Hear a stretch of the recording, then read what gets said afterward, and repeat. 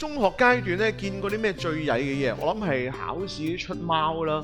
當其時好多同學咧考中試咧，背記都背唔到嗰啲安史之亂嗰啲原因經過影響嘅。咁點算咧？就唯有咧就諗啲計仔啦。我見到佢哋咧就係攞啲改錯帶幫手嘅。嗱點幫手咧？咁首先咧佢哋就攞個改錯帶就拉條嘢出嚟先，然之後咧就將嗰啲答案咧就全部寫晒嗰條嘢上面，然之後小心嘢咁樣咧就將嗰條嘢就收翻落個改錯帶入面。好啦，然之後攞住部機咧入去試場，唔睇猶自可，一睇果然出安史之亂，佢哋就攞個改錯帶咧喺答案嗰位一嘢就拖翻晒個答案出嚟。咁就交卷啦 ，OK？咁啊，我冇試過，但係當其時見到啲同學，你點解做得咁快嘅咧？原來就用呢個方法嚟去出貓啊！咁啊，到底老師察唔察覺到啊？真係唔知道啦。咁有冇啲乜嘢曳嘅係我自己做過咧？有我就落堂嘅時候好中意去圖書館啦，同啲同學睇書啦。咁你知道圖書館啲書咧點啊？就咁攞出去嘅時候會響噶嘛？點解咧？因為後面有一塊嗰啲貼紙咧，貼紙入面有塊銅片定係貼片啦，唔知咩啦。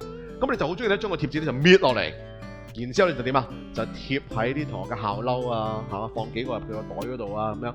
好啦，到大家睇完書啦，要走咯喎，係嘛？咁我哋就照出去啦。唔知點解出嚟咧係咁響嘅，係嘛？咁又俾人手身又剩啊，咁我哋好開心，唔理佢啦，咁就走翻屋企啦。OK，咁呢個可以話咧就係中學時期比較曳嘅一樣嘢啦。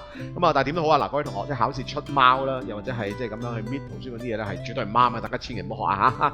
好，咁啊嗱，我哋今日咧就係正式要上我哋中六嘅 Tip Class 啦。咁啊，等我哋另外一間房咧都開埋嘅時候，我哋就可以上堂嘅咯。OK 嚇，好啦，咁啊見到好多新同學喺度啊，歡迎你哋。